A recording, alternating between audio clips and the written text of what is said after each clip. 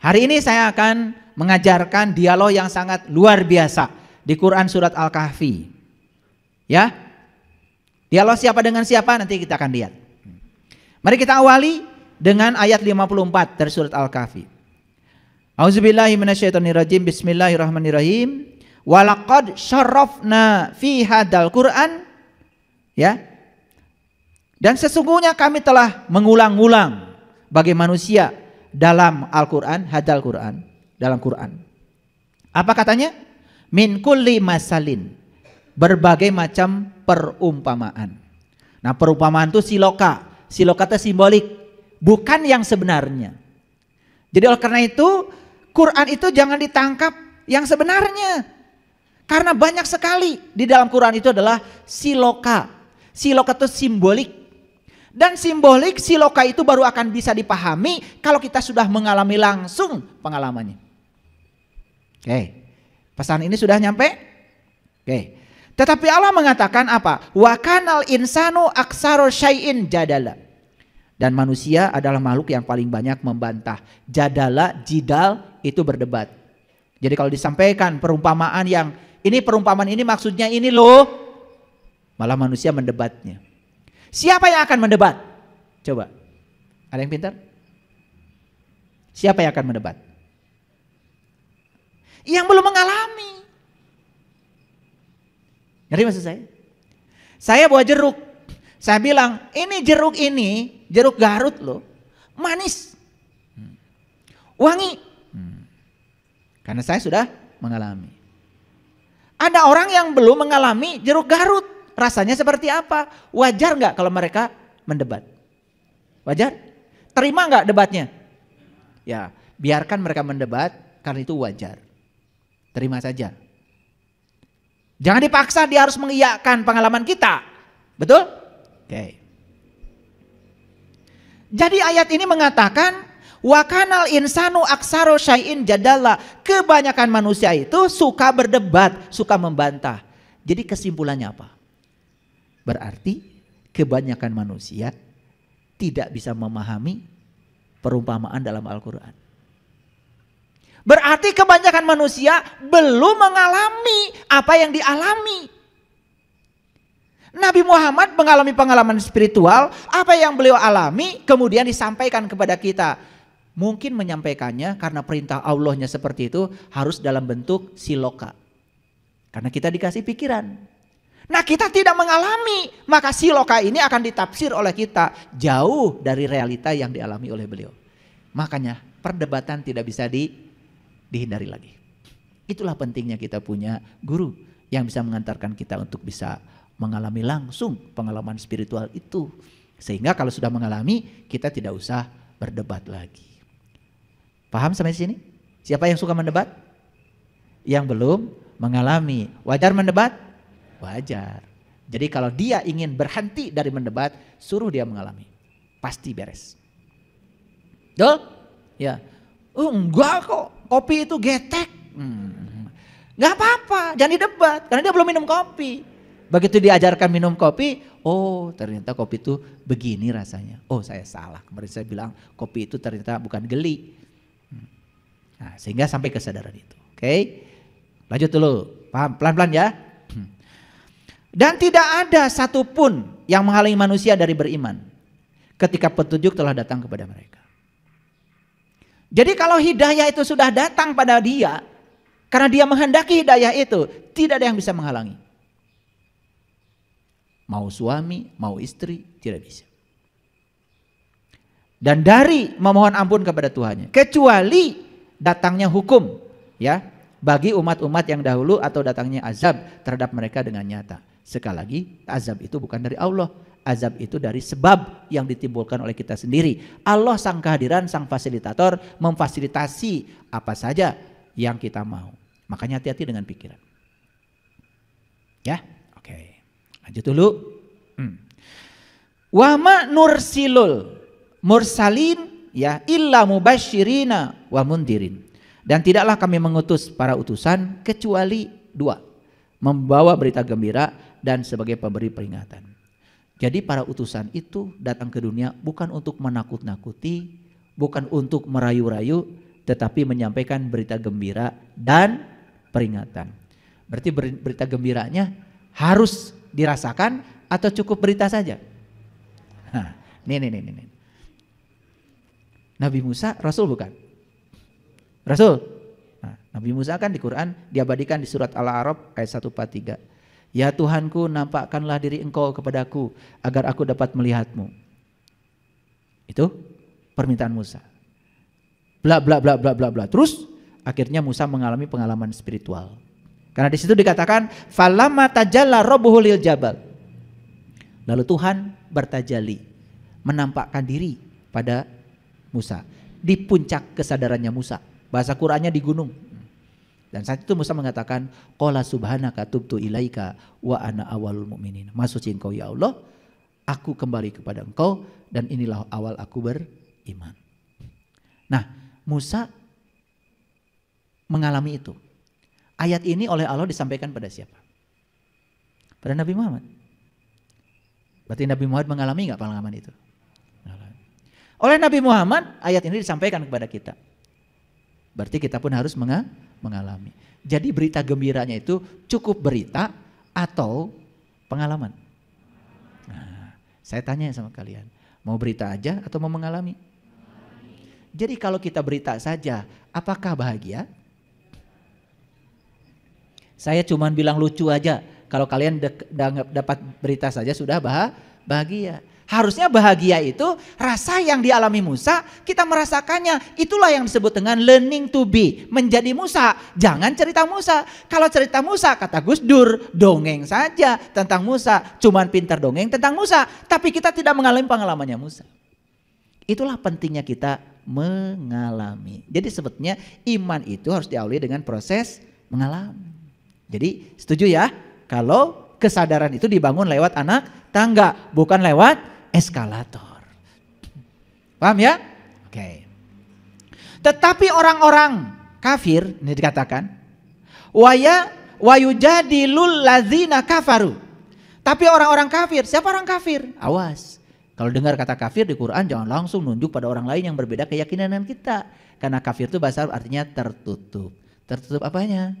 Tertutup penglihatannya. Kolbunya belum digunakan untuk memahami, melihat dan mendengar. Coba kalau ngaji ke dalam, oh jangan-jangan yang masih tertutup saya. Kan enak itu daripada nunjuk-nunjuk orang. Paham ya? Oke. Nah di sini dikatakan wa yujadilul ladzina kafaru bil batil liyudhidu bihil haq, ya. Tapi orang-orang yang tertutup membantah dengan batil. Dan agar dengan demikian mereka dapat melenyapkan yang hak. Wajar? Wajar. Kan belum mengalami. Betul nggak? Jadi kalau dibantah oleh yang belum mengalami, jangan marah. Mau disebut orang pintar? Mau disebut orang pintar? Jadi orang pintar satu, bisa menerima orang bodoh apa adanya karena dia pernah bodoh. Kan orang bodoh kasihan belum pernah pintar. Paham? Mau disebut orang sadar? Mau? Cirinya apa? Bisa menerima orang yang tidak sadar apa adanya. Karena yang tidak sadar kasihan belum pernah sadar. Kan kalian pernah tidak sadar. Ini yang terakhir nih agak berat pertanyaannya. Mau menerima orang yang tidak waras?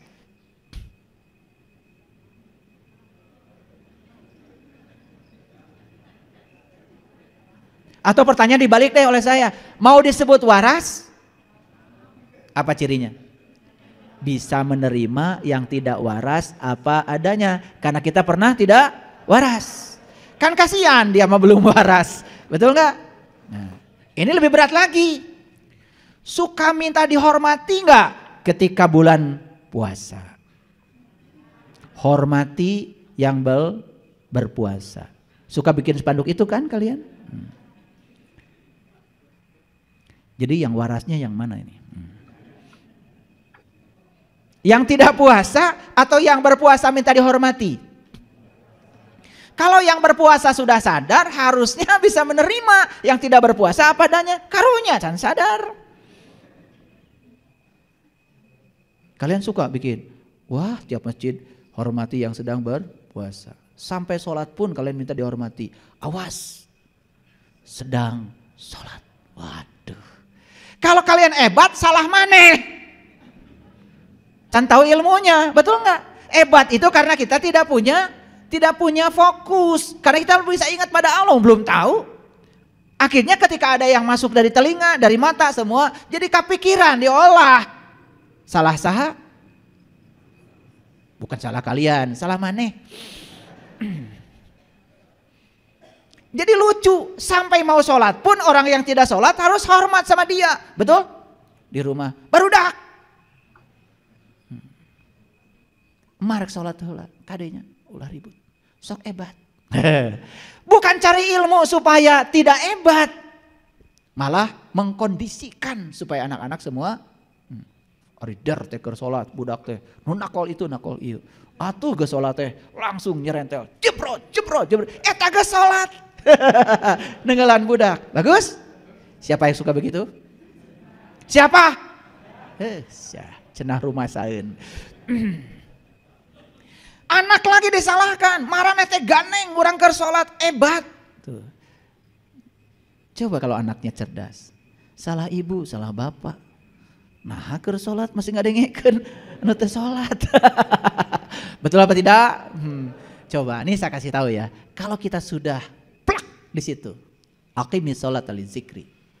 Menyadari kehadiran dia sepenuhnya. Aduh, punten ibu bapak, rek ribut sakumaha ge teu kadangu. Nikmat teh. Malah tatabuhan barudak teh jadi alus. Ya. Dan siapakah yang lebih zalim daripada orang yang telah diperingatkan dengan tanda-tanda Tuhannya, lalu dia berpaling daripadanya dan melupakan apa yang telah dikerjakan oleh kedua tangannya. Sesungguhnya kami telah meletakkan tutupan di atas kolbu mereka, sehingga mereka tidak memahaminya, sumbatan di telinga mereka, dan kendati pun kamu menyuruh mereka kepada petunjuk, niscaya mereka tidak akan mendapatkan petunjuk selama-lamanya. Bapak Ibu, maaf ya saya bukan ngalamin. Kalau Bapak Ibu masih mau datang ke sini dan mau mendengarkan kajian ini, itu sudah luar biasa. Artinya masih ada potensi untuk bisa jujur pada diri sendiri. Untuk bisa menemukan kebenaran sejati pada diri. Karena apa? Ini artinya semua sumbatan-sumbatan yang ada di sini itu oleh Allah sekarang dibukakan untuk kita. Karena kalau sumbatan-sumbatan itu ada sekarang di sini, merasa paling benar, merasa paling hebat, merasa itu, merasa ini, merasa siapa, saya yakin tidak ada di sini. Saya pastikan orang yang ada di sini adalah orang yang tahu kalau dirinya tidak tahu. Dan pasti mencari tahu. Tapi orang yang tidak tahu kalau dirinya tidak tahu dan tidak akan pernah mencari tahu. Paling juga dia akan mengklaim saya sudah tahu. Makanya begitu kita mengklaim saya sudah tahu, kita akan kehilangan mendapatkan ilmu-ilmu baru dalam hidup. Itulah pentingnya kita selalu kosong. Saya ketemu banyak guru di dunia ini karena saya selalu mengosongkan diri saya. Saya kalau di hadapan guru saya menjadi pengemis. Saya tidak pernah mendebatnya, saya tidak pernah melawannya, saya bakti saja sepenuhnya. Kenapa? Saya percaya guru-guru sejati itu tidak pernah menjelaskan. Guru-guru sejati hanya mengajarkan untuk mengalami sendiri. Kita yang akan menjelaskan langsung dari pengalaman kita. Makanya guru yang sejati ditanya apapun tidak pernah menjelaskan. Nanti kamu di tingkat amalmu akan mengalami sendiri. Karena guru yang sebenarnya ada dalam diri kita. Guru-guru sejati hanya mengantarkan kita untuk bertemu dengan guru sejati yang ada dalam diri kita. Kalau kita sudah dapat guru yang dari dalam diri kita, sudah terdengar suaranya, insya Allah itu yang akan mengantarkan kita pada kebenaran. Saya loncat aja ke ayat 66 karena waktu kita terbatas. Musa berkata kepada Khidir, bolehkah aku mengikutimu supaya kamu mengajarkan kepadaku ilmu yang benar di antara ilmu-ilmu yang telah diajarkan kepadamu. Jadi ini permintaan dari seorang murid kepada guru. Jadi yang jadi murid di sini adalah Musa, gurunya adalah Nabi Khidir. Musa berkata pada Khidir, bolehkah aku mengikutimu supaya kamu mengajarkan kepadaku ilmu yang benar di antara ilmu-ilmu yang telah diajarkan kepadamu. Jadi Musa cuma minta ilmu intinya saja dari sekian banyak ilmu itu yang sudah diajarkan Allah kepada Khidir. Kemudian ayat selanjutnya, dia menjawab, Khidir menjawab, sesungguhnya kamu sekali-kali tidak akan sanggup sabar bersama aku. Kok bisa nebak ya? Khidir itu tahu kalau Musa tidak akan pernah sabar. Nah, ada kaitan dengan ayat yang tadi. Karena kebanyakan orang itu biasanya hanya ingin belajar dari apa kata orang, tetapi tidak mau belajar dari pengalamannya sendiri. Sedangkan Khidir ini adalah seorang guru sejati yang akan mengajarkan kepada muridnya itu bukan kata-kata, tapi pengalaman langsung. Jadi Khidir itu tidak akan mengajarkan Allah adalah, tidak. Kamu mengalami langsung pengalaman tentang Allah. Gitu. Khidir tidak akan mengajarkan malaikat adalah, tidak. Kamu harus mengalami langsung pengalaman tentang malaikat. Itulah guru-guru sejati yang dibutuhkan dalam hidup oleh kita. Kebanyakan yang kita tahu penjelasan. Sedangkan penjelasan itu rangkaian kata-kata yang akan menjauhkan kita dari realita. Tetapi kita tidak diizinkan untuk mengalaminya. Banyak gak yang menjelaskan Allah? Banyak. Tetapi ada nggak orang yang mengajarkan kepada kita gimana cara mengalami Allah? Ada? Jarang. Maaf ya, jarang. Saya sudah kemana-mana cari guru. Cari guru yang menjelaskan banyak. Tapi saya tidak butuh itu. Karena penjelasan itu rangkaian kata-kata bisa jadi menjauhkan dari realita. Yang saya butuhkan adalah pengalaman langsung. Karena kata Quran, orang beriman itu harus mengalami langsung. Clear ya? Nih, lanjut. Jadi Khidir tahu kamu gak akan bisa sabar. Oke, lanjut dulu. Nah, dibacakan pelan-pelan ya ayatnya. Dan bagaimana kamu dapat sabar atas sesuatu yang kamu belum mempunyai pengetahuan yang cukup tentang itu. Nah, pengetahuan yang cukup itu kalau sudah dialami. Paham ya? Nih, saya kasih tahu misalnya. Ini ada ayat di Quran mengatakan gini. Dan kamu akan melihat matahari ketika terbit, condong dari gua ke sebelah kanan. Ngerti? Ngerti? Ngerti? Kan di sini ada dua, ada yang ngerti, ada yang enggak. Yang mengalami langsung ngerti. Oh, itu matahari itu yang disasate TA, panon poe disasate. Tapi yang enggak tahu langsung, oh matahari itu terbit.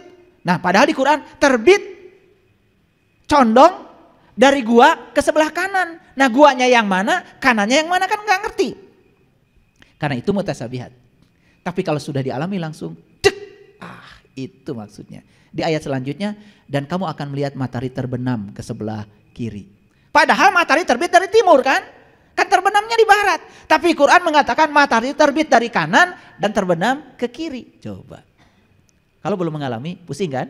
Nah, padahal kanan itu artinya ruhani, kiri itu jasmani. Jadi cahaya ilahi itu begitu kita terlalu duniawi, terlalu jasmani akan tenggelam di kejasmanian kita sendiri. Nah, yang mengalami akan mudah. Oke, lanjut. Nah, kemudian selanjutnya apa? Musa berkata nih, Musa ngomong, insya Allah kamu akan mendapati aku sebagai orang yang sabar dan aku tidak akan menentangmu dalam segala urusan. Kata Khidir, janji nih ya. Karena Khidir ini sudah pengalaman. Kalau orang belum mengalami, dikasih ayat yang mutasabihat tadi, pasti akan menentang, akan mendebatnya. Sudah pengalaman.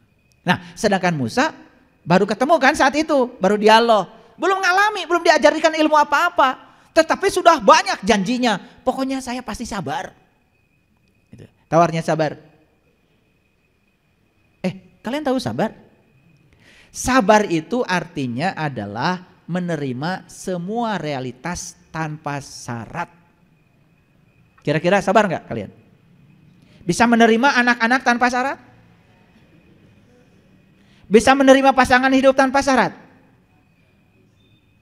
Kalau sudah bisa menerima semua tanpa syarat, mohal ayah pasea. Antang. Kan sudah menerima.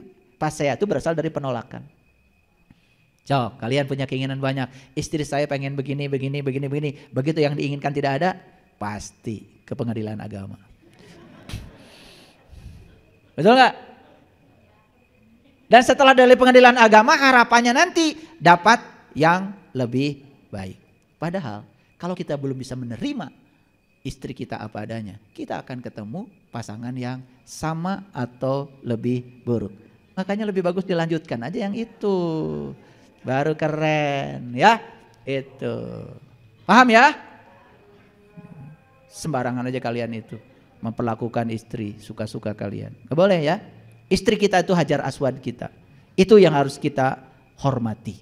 Karena menghormati istri kita berarti menghormati ibu kita. Karena satu-satunya orang di dunia yang pernah merasakan sakit untuk sebuah kelahiran adalah istri kita. Yang tertumpah darahnya untuk seluruh kelahiran adalah istri kita.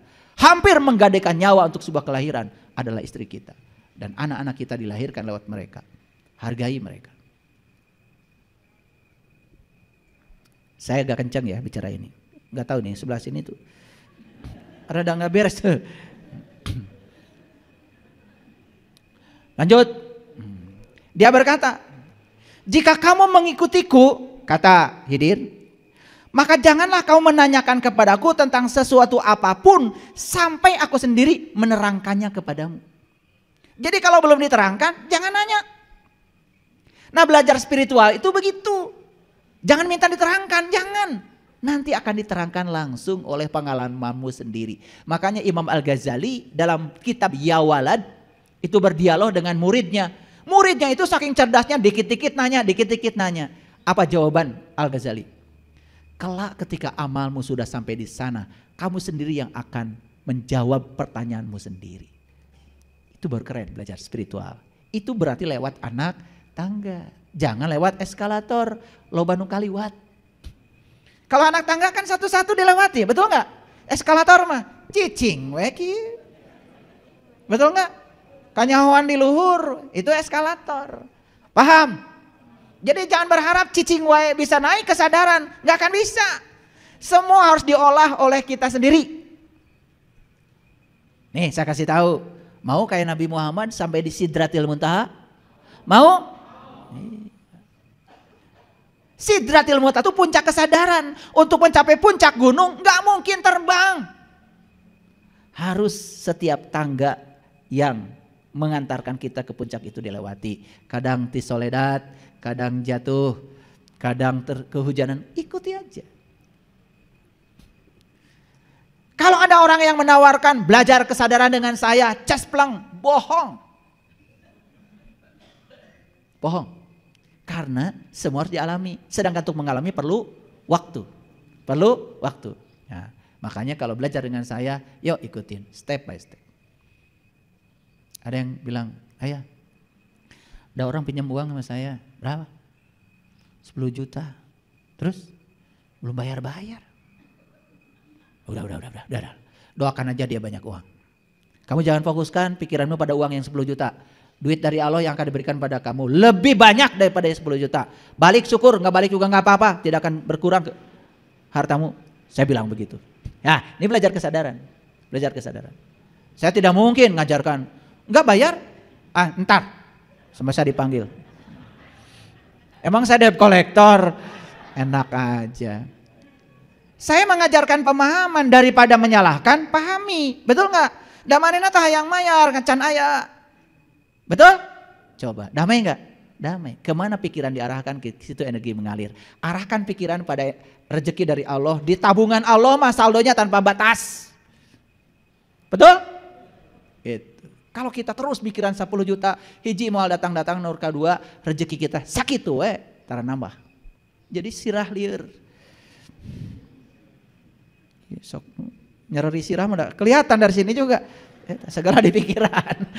Ya, nah itu harus belajar kesadaran. Langsung. Maka berjalanlah keduanya. Siapa yang berdua itu? Musa dan Khidir. Udah janjian tadi? Janjian. Kamu jangan menanyakan sesuatu sebelum aku menerangkannya. Ketika berjalan keduanya hingga tatkala keduanya menaiki perahu, lalu Khidir melobanginya. Perahu dilobangi. Pres. Musa berkata, "Mengapa kamu melobangi perahu itu? Akibatnya kamu menenggelamkan penumpangnya. Sesungguhnya kamu telah berbuat sesuatu kesalahan yang besar." Nah, mulai cek orang oge. Maneh mau bisa sabar. Belum dijelaskan sudah langsung protes. Nah, di spiritual tuh modal-modalnya kayak gitu.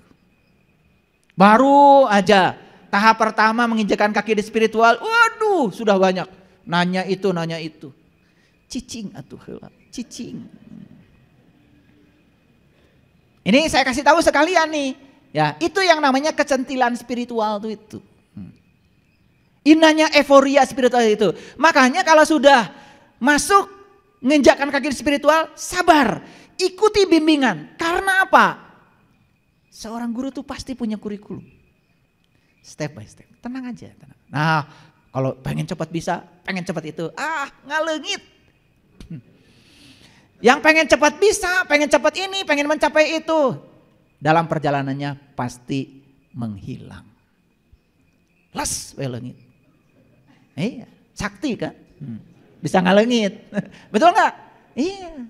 Nggak pernah ketemu saya lagi. 2 tahun, 3 tahun udah babak belur. Baru. Hampura ya. Saya kemarin salah persepsi. Itu untung balik deh. Nah rata-rata begitu. Rata-rata begitu. Ini kan sudah ada ayatnya. Musa juga begitu, nggak sabar. Lanjut. Dan Khidir berkata, bukankah aku telah berkata kepadamu, sesungguhnya kamu sekali-kali tidak akan sabar. Diajar jeung urang mah. Karena kalau di syariat semua serba dijelaskan. Di hakikat itu tidak begitu. Di hakikat itu diajarkan cara untuk mengalaminya. Setelah dialami nanti kamu yang akan menjelaskan sendiri. Itu namanya discovery learning. Itu pembelajaran tingkat tinggi. Nih, semoga pada ngerti. Gak ngerti cari tahu. Jadi kalau belajar itu guru ngajarkan terus, setiap pertanyaan dijawab, itu bukan pembelajaran yang bagus. Pembelajaran yang bagus itu guru memberi tantangan supaya dia menjawab dengan kecerdasannya sendiri. Nah, belajar spiritual tuh seperti itu Bapak Ibu. Jangan banyak WA. Kalian tuh kadang-kadang WA sama saya, ya Allah. Ayah, tolong jelaskan Quran surat Al-Baqarah. Kumaha 286 ayat rek dijelaskeun aku kumaha. Satu ayat aja saya tidak bisa menjelaskan lewat WA. Tapi kalau mau mengalami ya bisa. Tapi kalau dijelaskan itu udah keterlaluan. Tolong jelaskan Quran surat Ali Imran. Mas WA-nya begitu. Jadi Khidir berkata, bukankah aku telah berkata sesungguhnya kamu sekali-kali tidak akan sabar bersamaku. Karena metode belajar spiritual itu harus dialami. Beda dengan metode belajar ilmu syariat. Dijelaskan, jelaskan. Walaupun tidak dialami, yang penting sudah dijelaskan. Ada terminologi yang berbeda. Paham? Nah, mana? Mau saya jelaskan Allah atau mengalami Allah? Mau saya jelaskan jeruk atau sekarang saya bagi jeruk? Oh, jeruk no gimana? Tenanglah, ada lontong di luar. Daripada saya jelaskan lontong kan lebih bagus saya bagi. Betul nggak? Begitu nanti di luar, lontong gimana? Gitu deh. Selesai kan belajarnya. Daripada lontong adalah hese. Lontong adalah nasi yang terbuat dari beras, dibungkus oleh daun pisang. Ya. Kemudian dikasih cengek, dikasih wah panjang. Huapkeun. Gimana lontong? Gitu. Gak ada penjelasan lagi. Mau gitu? Nah belajar tuh gitu yang bener. Ini ngerti dari tadi saya bicara? Lanjut dulu. Saya sengaja pakai Quran supaya saya tidak dianggap berpersepsi. Musa berkata, janganlah kamu menghukum aku karena kelupaanku. Dan janganlah kamu membebani aku dengan sesuatu kesulitan dalam urusanku. Wah, dia yang salah. Dia sendiri yang tong hukum saya. Gitu biasa. Ini mentality orang-orang yang mau belajar spiritual tapi belum siap. Ketika ditegur sedikit aja hilang.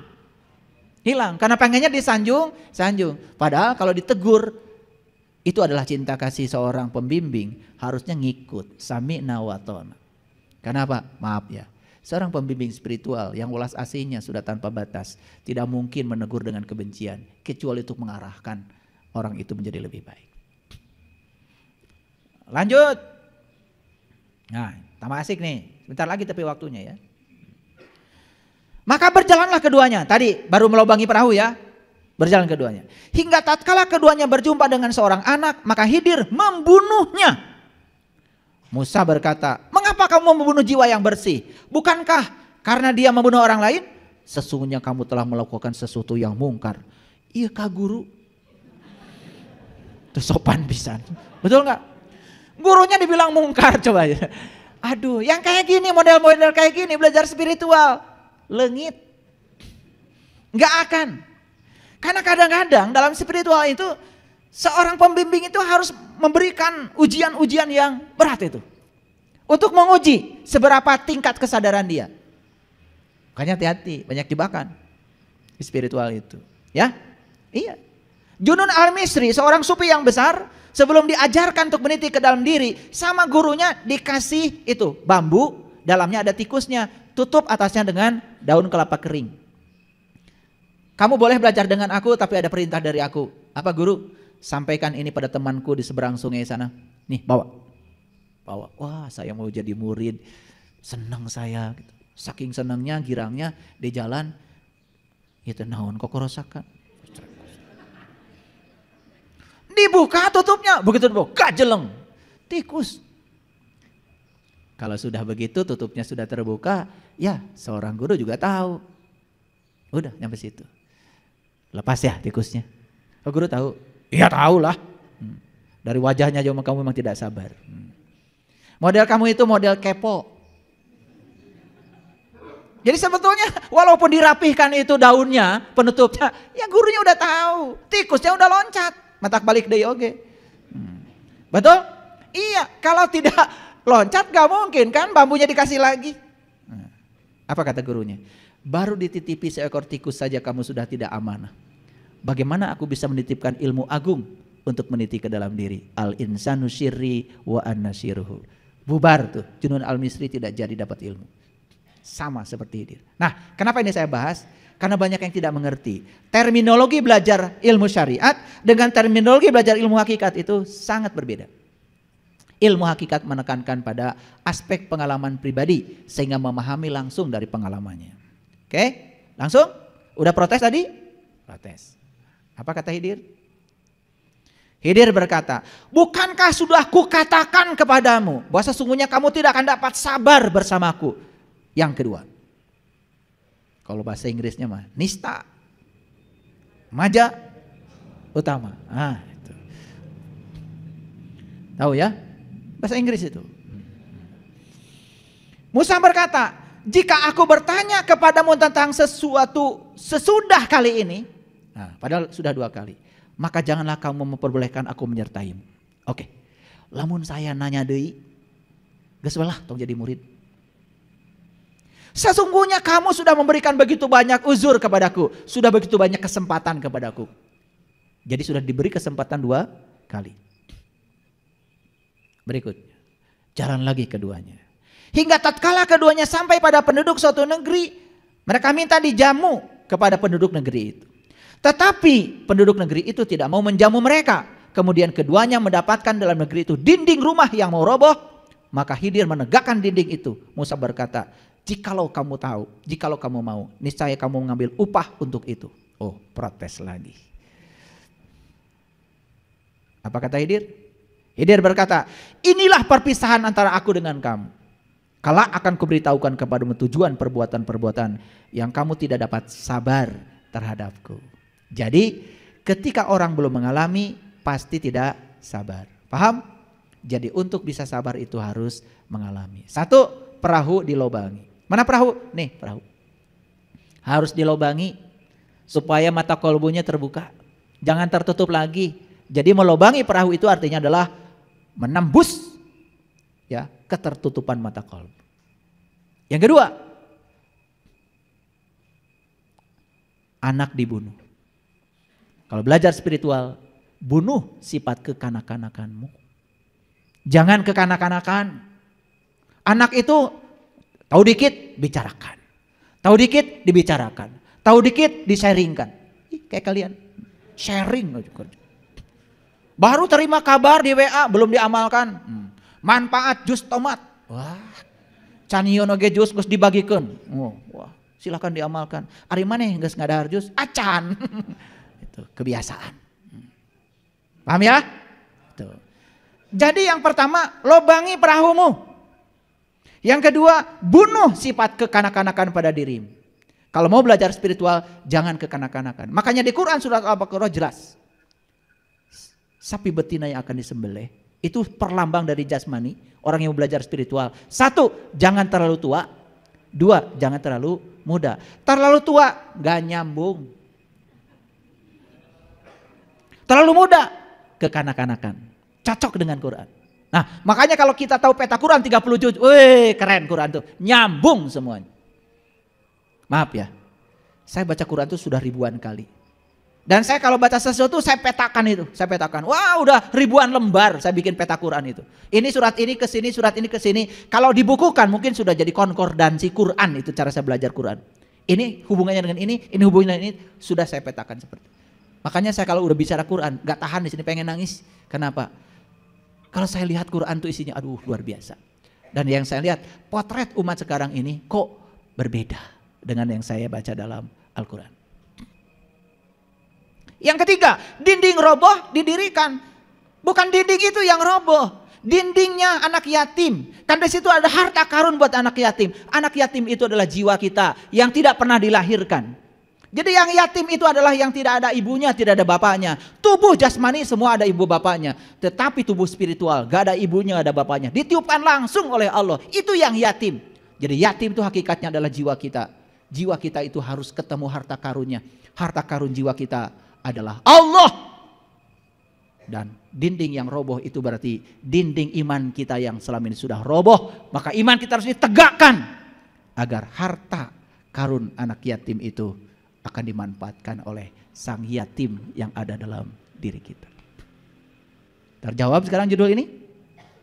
Jangan melewati eskalator. Harus melewati anak tangga. Jadi belajar spiritual perlu kesabaran, perlu waktu. Izinkan seorang pembimbing untuk memberikan pengalaman-pengalaman langsung. Sabar, sabar. Spiritual kita akan keren, kesadaran kita akan meningkat. Terima kasih dari masyarakat spiritual Indonesia. Karena kita tidak bisa berdiri sendiri membangun bangsa ini. Kita tidak bisa berdiri sendiri membangun spiritual bangsa ini. Seperti lagu Indonesia Raya tadi. Bangunlah jiwanya, bangunlah badannya. Saya merasa bersyukur karena dipertemukan dengan orang tua sekaligus sahabat yang penuh cinta kasih. Yaitu Syekhul Ganon. Saya berkali-kali berbincang dengan beliau. Dan sekarang kita juga diberi kehormatan dihadiri oleh teman-teman dari masyarakat spiritual Indonesia. Tepuk tangan dulu. Terima kasih banyak Bang Reza, luar biasa. Ya, ini air yang ada di depan kita ini adalah air produk dari masyarakat spiritual Indonesia. Ini air sehat, ya oksigennya banyak. Dan tadi saya berbincang dengan beberapa orang yang sudah mencoba menggunakan air ini. Ternyata air ini sangat luar biasa untuk kesehatan. Dan kita juga nanti bisa ikut berbisnis dengan masyarakat spiritual Indonesia, memasarkan air ini.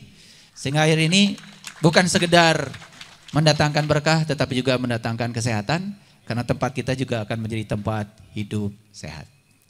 Dan sebelumnya, sebelum saya memberikan penjelasan tentang kenapa acara ini ada, sambil menunggu pihak aparat, saya ingin mempersilahkan kepada Ayahanda untuk menyampaikan pesan nasihat buat kita semua.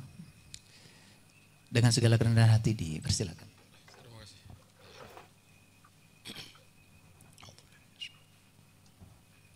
Assalamualaikum warahmatullahi wabarakatuh. Allahumma lakal hamdu ala ma'rifatik wa binuri ruhika rafna wa bifadlika istaghnayna waj'alna minar rasyidin.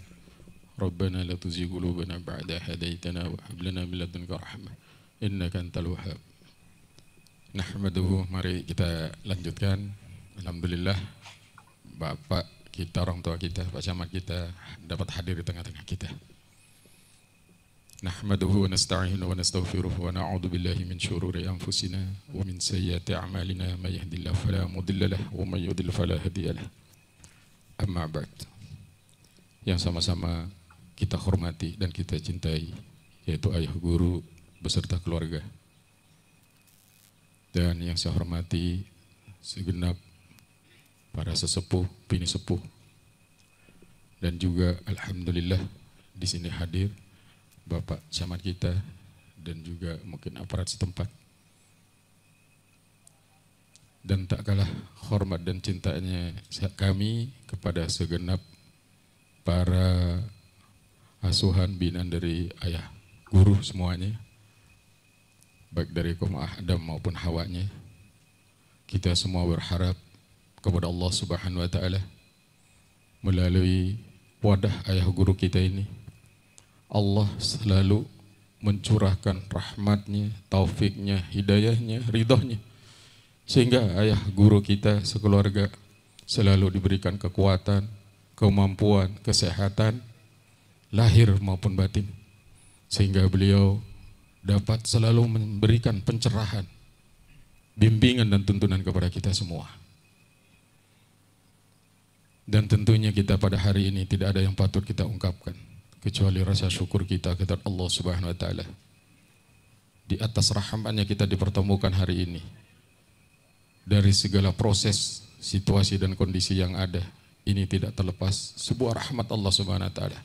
Kita dipertemukan, disatukan di atas ketetapannya. Serta salawat dan salam buat juga Nabi kita Muhammad sallallahu alaihi wasallam. Dan salam hormat buat ayah guru sekeluarga dari abang, karena kebetulan beliau masih terganggu kesehatannya sehingga beliau mengutus kami dari Jakarta dan juga Kang Haji UU yang dari Bandung, sehingga kurang lebih ada 14 orang ayah. Di mana abang sangat memberikan apresiasi di atas apa yang telah ayah guru capai, yang sudah diupayakan, diusahakan. Tentunya ini adalah merupakan langkah-langkah untuk perbaikan mental dan spiritual kita.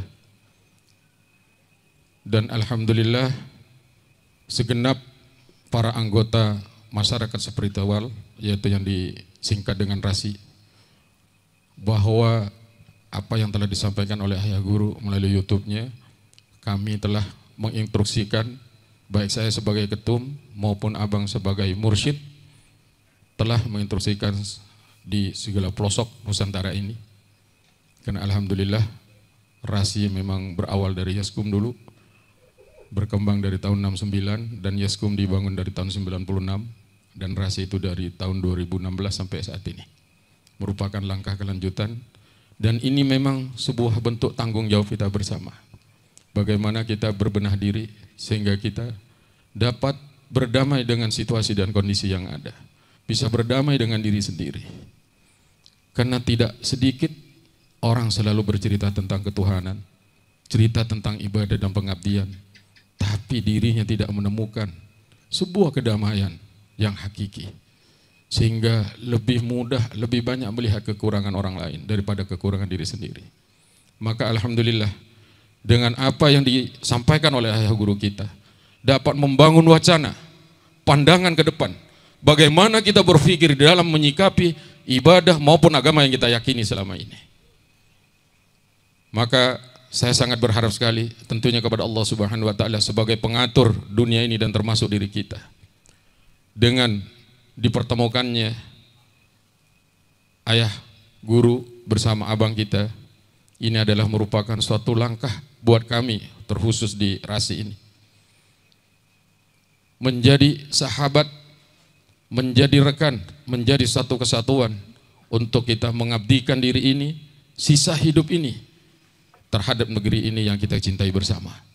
Semoga di hari-hari yang Allah berikan sisa kehidupan kita ini dapat berguna dan manfaat baik buat diri maupun orang lain. Maka dengan melalui ayah guru semoga kita semua selalu tercerahkan, selalu mendapatkan limpahan rahmat, taufik dan hidayah daripada Allah Subhanahu wa taala. Sehingga kita dapat berbenah diri, memperbaiki diri dari segenap langkah dan sikap kita dalam kehidupan ini menuju kedamaian di atas ridho Allah Subhanahu wa taala.